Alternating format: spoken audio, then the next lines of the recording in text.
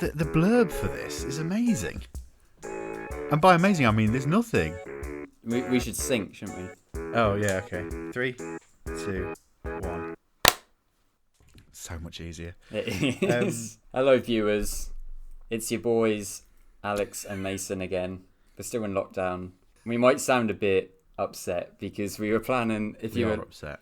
Listening to our podcast, number 26, we said we were going to do this to 2018's Tomb Raider with Alicia Vikander. The magnificent Alicia Vikander. Because the origins of our pod really started with that film. Because we're not really sure when we started. We haven't really kept track of when. No. We'd be able to know when that was. We could argue that was the start of Rogue Specs, couldn't we? I think so. I mean, Ollie wasn't there, but even when he is here, is he really ever here? Not fully, no. No, not fully. Yeah, we were going to do Tomb Raider, but we just put it into Netflix and they've just taken it off without warning. So it's been on for ages, and we've been planning this for ages. We have. And we finally said we'll do it tonight. And I literally both typing in Tomb Raider, and we both went, So in the meantime, we're doing 1998's Godzilla. Godzilla, as directed by visionary director. Oh, I nearly said it. Visionary director Roland Emmerich, creator of such classics as 2012, The Day After Tomorrow, Independence Day 2 Resurgence, as well as Independence Day. We should have done Resurgence. This is better than... I can promise you this is better than Resurgence. Listen to the blurb for this. A team of experts, including a biologist and 2 scientists, must stop an oversized lizard from destroying all of Manhattan. Okay. But Mason, it includes a biologist and 2 scientists. For the record, I've watched this film. The fact there are 2 scientists there has no bearing on the plot at all. And for the record, again, I think there's more than 2 scientists. I like a lot of films that Roland Emmerich has directed, despite them, if that makes sense. I know a lot of them aren't very good, but I still enjoy them. And I haven't seen this. I had no intention to watch this. This is disowned by Godzilla fans. Well, it's weird. It's come back around. It's now been accepted, but it's not Godzilla. It's a character called Zilla. I know one of the Japanese Godzilla films that it's in it, yeah, was made after this one. They even reference this Godzilla because it's more lizard-like and quite slim, and it's not the iconic, which I think is quite design. And they just like blast it out of the water. Yeah, it gets destroyed by, I think, Mechagodzilla. I can't remember. On like Sydney Opera House or something like that. Yeah. It's very Pacific Rim in the way it is. It's like 2 of them. Like, blah. But yeah, shall we get a mild groove on? Forgot about that font. There's a titles like that for New York, and it's horrible. When you see it, you'll understand why. Indistinct groaning. Again, that should be our podcast title. I remember the sound design in this. I don't know if it's good. If you remember sound designs from something, it's either really cool or really awful. There's no in between. Is Matthew Broderick now singing in the rain on your screen? I feel uneasy when I see him drive now. For legal reasons, we're not saying why. Oh, look. I like how it's telling us it's Chernobyl, even though it just told us that it was Chernobyl. We just went past the sign that says it. That is not his name. I've already forgotten. Oh, it's Nick Totopoulos, and it's stuck in my head. Because that joke that you just saw, prepare to hear that about 20 times. Means John Reno's here. I want John Reno to be in everything. It's never established why that's known as a name. How does he not see that? The problem is with the big footprint thing is that Jurassic Park already did it. The helicopters also look way too close to the ground. They are incredibly close to the ground. Is there like a height restriction of how low you can fly? Pull up! That'd be great if they crashed into the boat. They've still not... Look, they've pulled up right at the last second. Yeah. This is an interesting thing. They're blaming the French for the French nuclear tests, which they did in the 90s as well, incidentally. The French were doing that. However, there was another country that did a lot of nuclear tests. There were a couple of countries, us included, But the main one is America. And quite how this film is like, those French with their nuclear tests. Yeah. Oh, this is it. This is it. The city that never sleeps. That's it. That's the one I was telling you about. No. Does everybody in this film wear a cap? I think so. If they do, they're wearing it backwards, even this guy. Yeah, it's because they're cool 90s guys, you know? It's weird. Yes. He did the Kevin from Home Alone thing, didn't he? I mean, he's not there. But Run away, old man. come on. Yeah. Jesus Christ. How deep is this water if he's in there? Yeah. God, that CG has not aged well. I did not feel the impact of that. Mayor Ebert. Oh, Mayor Ebert, look at him. That's Roger Ebert. This is weird. There he is, there's Hank Azaria. Yay. Hank Azaria still looks like that. Yeah. Do it for the Vine. Do it for the TikTok. I vaguely remember a cartoon. Oh, Godzilla. I think it followed on from this film, yeah. Yes, we'll talk about it at the end because you'll see what it follows on from. Okay. I think that character is called Gene. He looks like Siskel. I think it's supposed to be... Yeah, it's called Gene. Siskel and Ebert. This is ridiculous. Oh my god. This is the most childish thing. I put the fat mayor in my thing. I'm going to call him Commode. This music... Oh my god, that's a lot of helicopters. Oh my god. This is heroic music for trucks full of fish. Is this the "that's a lot of fish" line? I think that's all I really know about this film, is that he says that line. That's a lot of fish. There you go. Wow.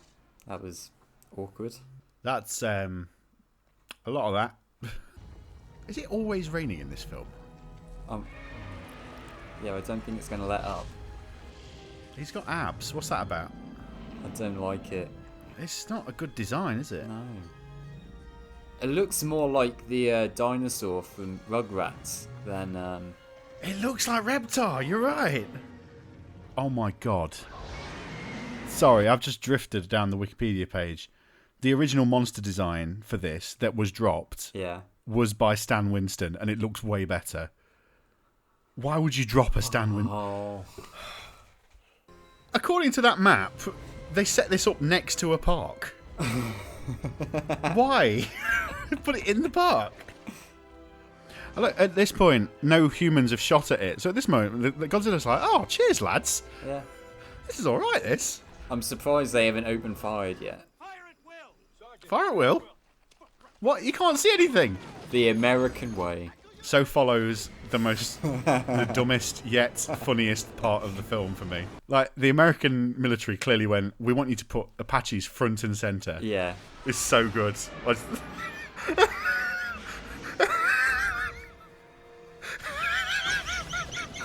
No fucking way.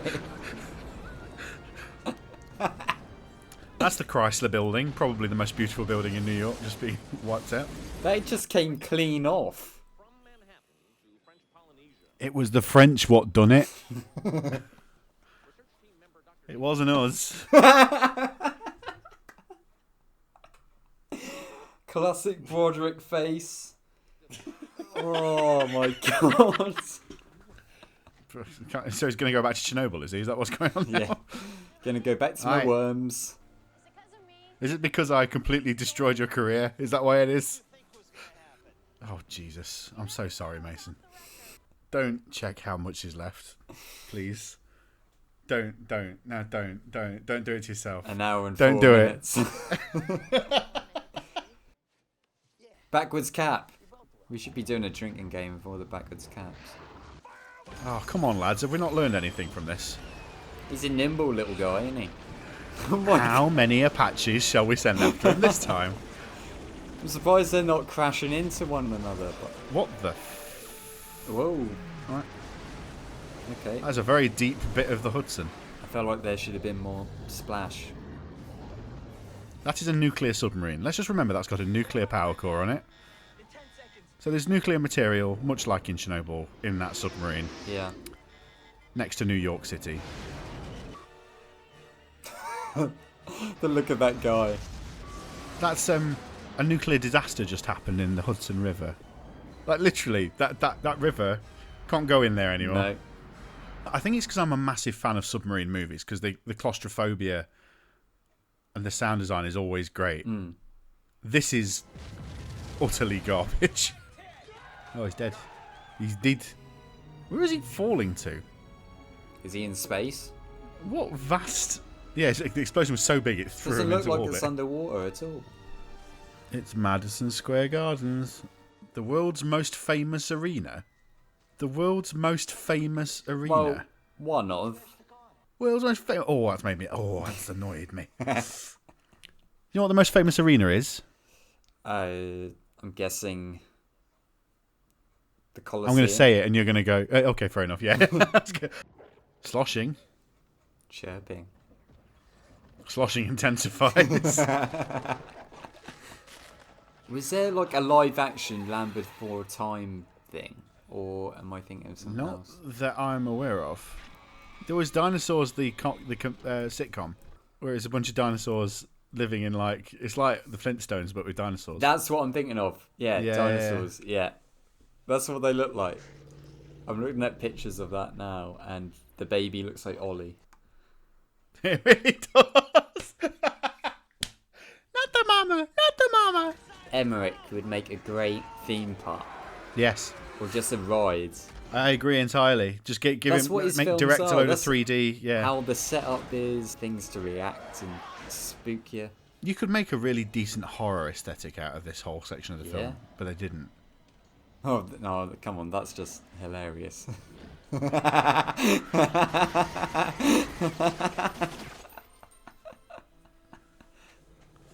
That's the only slightly creative shot that's happened in Yeah. this whole section. And then it's Why is he putting his hands up? He's putting his hands up like, all right, lads. Yeah. You got me. Network is on an internet. It's on an internet. That's what she just said. Mason, Yeah. it's on an internet. It's on an internet. And internet. I want you to blow up Madison Square Garden. But it's the most famous arena in the world. He's got it the right way round because he is John Reno. Leave them, John. We don't need them. Come on, Broderick. Eat him. That'd be amazing if it ate the main character. Oh my god. Oh no. Basketballs, what are they going to do? They're about to destroy this with harpoons. That's just... Why did he say Maverick? Oh. Maverick's a different missile. Nice little model shot though. Ooh, well that's very Independence Day. I like that this is the end of the film. I'd like to think people were like getting up to Yeah. starting to leave in the cinema and then Oh, this happened. But they still left anyway.